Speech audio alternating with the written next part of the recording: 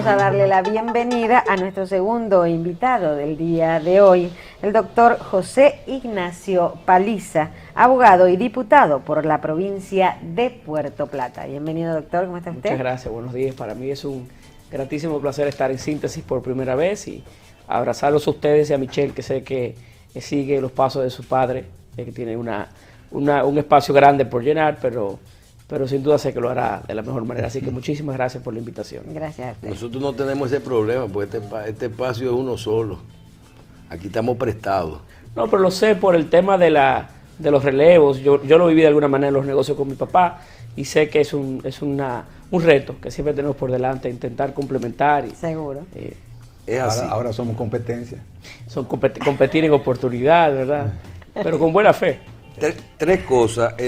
Antes de iniciar con nuestro amigo José Ignacio Paliza, que queremos hacer referencia a los invitados que vienen a Síntesis.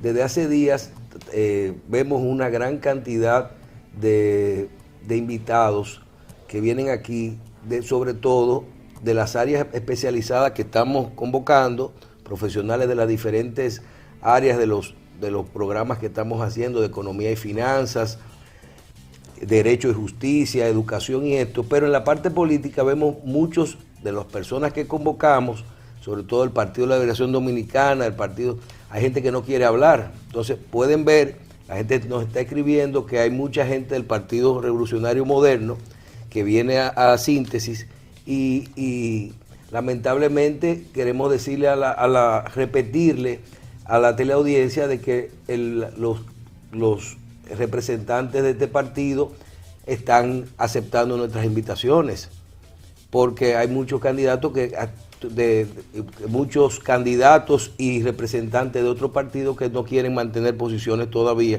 hasta que todas estas cosas parece ser, ¿verdad? No, pero y apoyándote en tu comentario, justo ayer en la Cámara de Diputados, cuando se discutía el proyecto de ley que convoca a la Asamblea Nacional para la Reforma, no hubo ni tan siquiera un solo congresista de la bancada del Partido de la Liberación Dominicana que tomara una participación en defensa del proyecto o rechazo.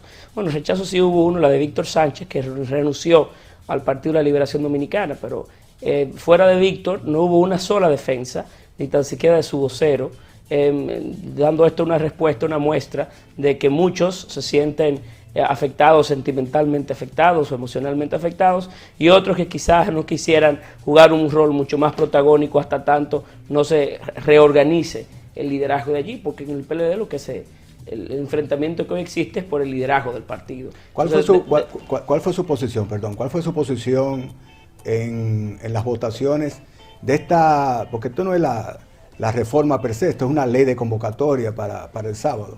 ¿Cuál fue su posición? ¿Usted siguió la línea de su partido de objetarlo o votó a favor? Nosotros votamos que no, junto al bloque del Partido Revolucionario Moderno.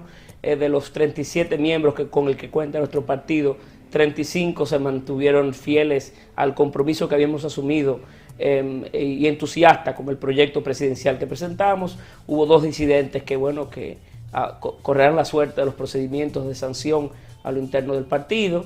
Y nos mantuvimos ahí. Sin embargo, no tomamos un turno de participación en la sesión porque acordamos en el bloque, para mandar una señal de mayor nivel de organización y de disciplina, que fuera el vocero de nuestra bancada, Nelson Arroyo, que asumiera una posición institucional de la organización y que, esbozara los elementos fundamentales de por qué nosotros nos oponíamos. ¿Usted personalmente no cree en la repostulación por 2 periodos consecutivos por principio, o simplemente votó que no por lineamientos de su partido? No, realmente a mí me gusta el sistema a la americana, de dos posibles repostulaciones y para su casa. Sin embargo, para eso deben darse un sinnúmero de pasos, ¿verdad?, que puedan fortalecer la institucionalidad democrática dominicana y que pueda posibilitar que el presidente desde el poder no tenga un nivel de competitividad o un poder de influencia mayor que sus competidores.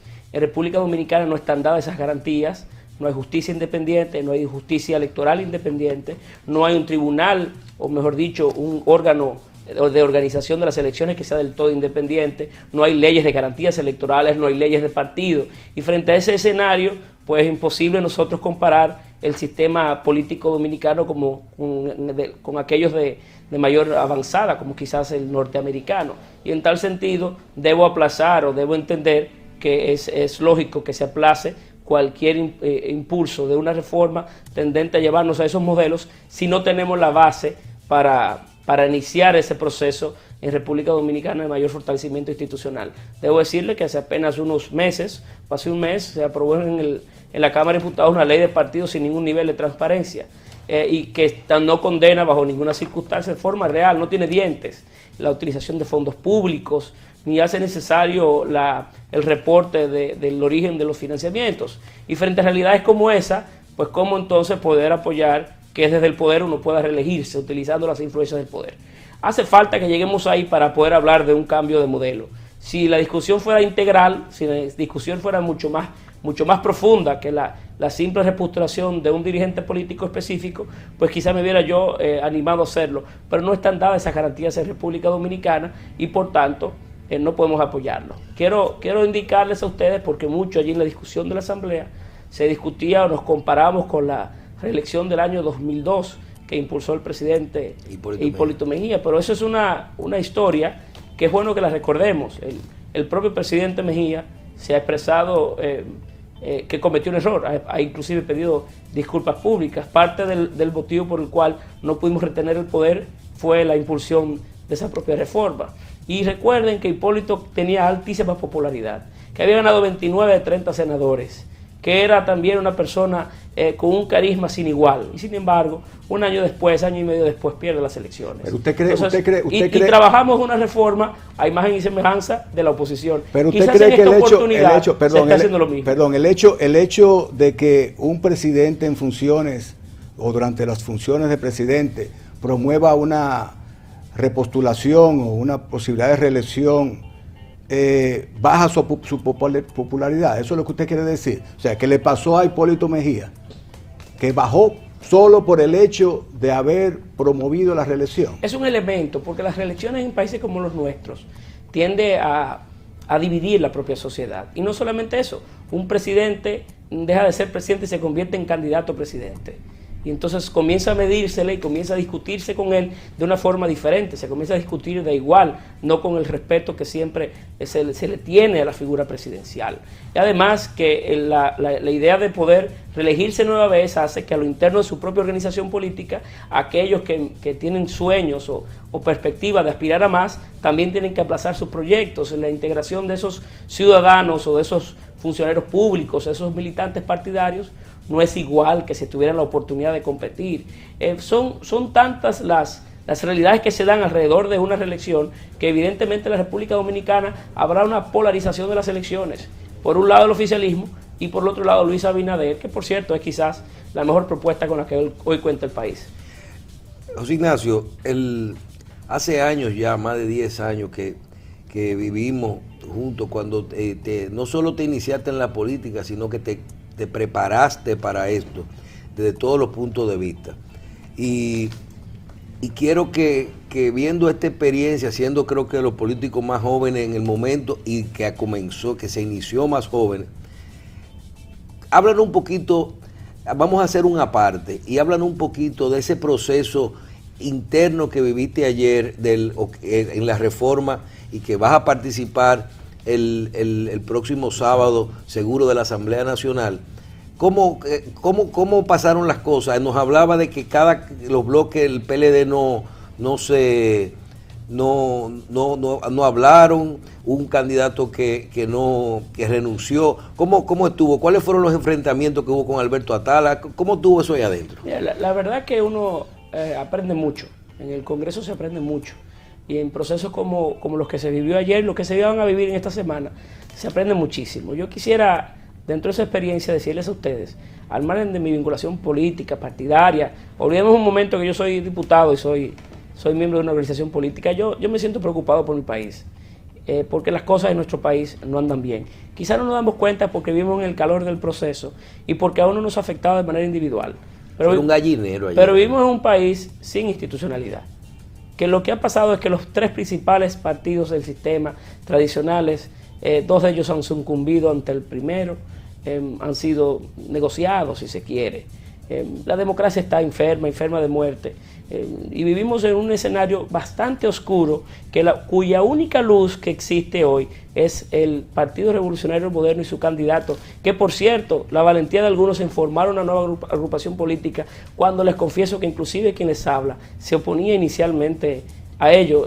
Fui de los fundadores del partido sin quererlo, porque soñaba con la unidad de mi organización política. Sin embargo, el tiempo le ha dado oportunidad a esos inspiradores a que tuvieran la razón. Pero el escenario que vive el país es difícil.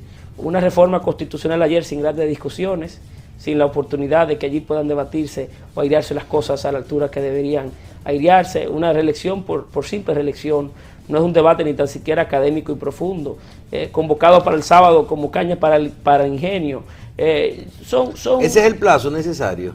La Constitución dice que dentro de los 15 días. 15 días. Dentro de los 15 días. De los 15 días. Sin embargo, hay una característico muy digamos, ejemplificador, que apenas a media hora luego de aprobarla en la Cámara de Diputados fue promulgada. No había ni tiempo ni tan siquiera de hacer los procedimientos constitucionales, o mejor dicho, los procedimientos burocráticos del lugar, de poder dar la pieza al Palacio como usualmente se hace. Una prisa característica que evidentemente denota que hay una intención principal de sacar el tema del debate y que se constituya como una realidad. Yo debo confesarles que siento preocupación por mi país y por ciento siento esperanzador el discurso de nuestro candidato presidencial, emitiendo un mensaje muy enérgico de que evidentemente en el país hay gente que piensa que el Estado es más que el Partido de la Liberación Dominicana. Dígame una cosa,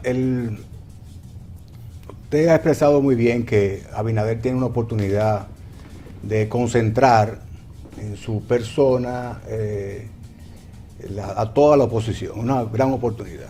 Pero ¿está listo Abinader, como está listo el resto de la oposición, para entender esto, manejarse con inteligencia emocional y hacer un bloque de oposición? Porque si van dispersos, obviamente el resultado va a ser más de lo mismo. ¿Está listo Abinader? ¿Tiene las capacidades y la ascendencia para concentrar en él toda la oposición? Mira, Luis tiene la suficiente madera y la suficiente fortaleza para hacerlo. Lo ha demostrado en los procesos que ha vivido. Mire, fundar un partido nuevo en República Dominicana, como se ha hecho en el PRM, lograr las mayorías que ya se logran identificar alrededor del Partido Revolucionario Moderno. Están allí las encuestas últimas, como la Penn Schoen, que ya nos da por encima del 30% como institución. Hacer ese tránsito, ese relevo y esa competencia decente y de altura con un líder tan fuerte y fundamental, el líder de nuestra organización, que es Hipólito Mejía. Ese proceso exhibe un Luis Abinader con mayor nivel de madurez y de peso del que muchos presumían. Y su discurso de ayer se veía como un líder. Yo, honestamente, al escucharlo, lo acompañé en su locución, pues sorprendí frente a las dimensiones que va tomando Luis. Y creo que tiene la suficiente capacidad, de ahí la suficiente capacidad en los grupos de la oposición para entender el proceso que vive el país y la obligación de unirnos. Pero además, lo que ha vivido, lo que exhibe hoy el oficialismo es tal que sin darse cuenta nos obliga a ponernos de acuerdo. Ha sido el propio calor del proceso y la propia inyección de esa prisa característica por tenerlo todo y tomarlo todo el que obligará o unirá a la oposición, aunque uno no se lo proponga, aunque ni lo busque. La oposición tendrá a unirse de por sí. Aquí habrá en República Dominicana dos grandes bloques opositores. Es más, es tal que hasta partidos nuevos como pudiera ser Alianza País hay una decisión muy denotada de no poderle o no contribuir con su participación en el proceso político venidero. A ese nivel es que se está conculcando la democracia dominicana y está a los ojos de nosotros, y sin embargo no pasamos quizás de un tuit que podamos subir a las redes sociales sobre nuestra posible posición en relación a esos temas. Dime de ayer, en el momento de que se aprobó en las dos lecturas, vimos algunos